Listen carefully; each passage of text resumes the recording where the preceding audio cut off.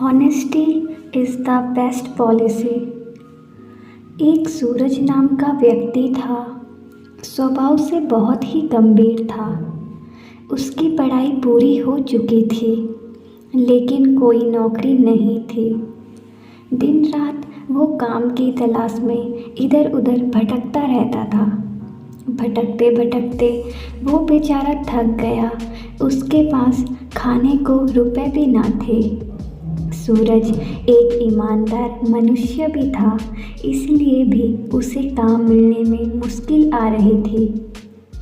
दिन इतने खराब हो चुके थे कि उसे मजदूरी करनी पड़ी। रोजी रोटी के लिए उसके पास अब कोई विकल्प नहीं था। सूरज पढ़ा लिखा था, जो उसके व्यवहार में साफ दिखता था। एक दिन एक सेठ के घर सूरज मजदूरी कर रहा था। सेठ का ध्यान सूरज के ऊपर ही था। सेठ को समझ आ रहा था कि सूरज एक पढ़ा लिखा समझदार लड़का है, लेकिन परिस्थितिवश उसे ऐसा मजदूरी के काम करना पड़ रहा है। सेठ को अपने एक विशेष काम के लिए एक ईमानदार व्यक्ति की ज़रूरत थी। उसने सूरज की परीक्षा लेने की सोची। उसने एक दिन सूरज को अपने पास बुलाया और उसे 50,000 रुपये दिए, जिसमें 100 के नोट थे, और कहा, भाई तुम ईमानदार लगते हो, ये पैसे मेरे एक व्यापारी को दे आओ। सूरज ने ईमानदारी से पैसे पहुंचा दिए। दूसरे दिन व्यापारी ने सूरज को फिर से पैसे दिए। इस बार उसने सूरज को बिना गिने पैसे दिए। कहा, खुद ही गिन लो और व्यापारी को दे आओ। सूरज ने ईमानदारी से काम किया। सेठ पहले से ही गल्ले में पैसे गिनकर रखता था, पर वो सूरज की ईमानदारी की परीक्षा लेना चाहता था। रोज वो सेठ उसे पैसे देने भेजता था।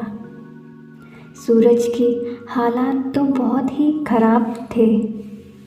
एक दिन उसकी नीयत फिसल गई और उसने 500 रुपये चुरा लिए, जिसका पता सेठ को लग गया, पर सेठ ने कुछ नहीं कहा। फिर से सूरज को रुपए देने भेजा। सेठ के ना कहने पर सूरज की हिम्मत बढ़ गई। उसने रोजाना चोरी शुरू कर दिया। सेठ की उम्मीद थी कि सूरज उसे सच बोलेगा, लेकिन सूरज ने नहीं बोला। एक दिन सेठ ने सूरज को काम से निकाल दिया। वास्तव में सेठ अपने जीवन का एक सहारा ढूंढ रहा था। उसकी कोई संतान नहीं थी। सूरज को भोला भाला जानकर उसने उसकी परीक्षा लेने की सोची थी।